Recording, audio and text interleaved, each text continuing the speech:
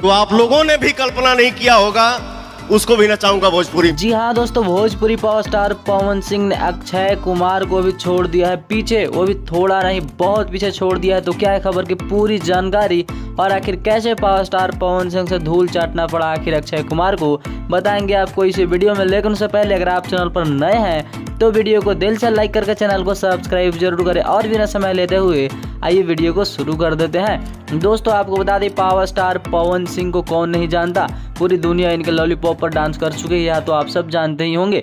लेकिन दोस्तों हाल फिलहाल में पावर स्टार पवन सिंह का एक गाना रिलीज किया गया था, सातों बहनियां आईली, जो दोस्तों आप सबको यह तो पता ही होगा कि नंबर 1 पर वह ट्रेंड कर रहा है, ट्रेंडिंग फॉर नाउ में और ट्रेंडिंग फॉर म्यूजिक में भी। लेकिन दोस्तों क्या इसके अलावा आपको यह पता है कि अक्षय कुमार की जो फिल्म है जिसका नाम है राम सेतु, जिसका दोस्तों एक छोटा सा टीजर लॉन्च किया गया था, और दोस्तों यह teaser power star Pawan Singh के गाने को टक्कर देने के लिए रिलीज किया गया था।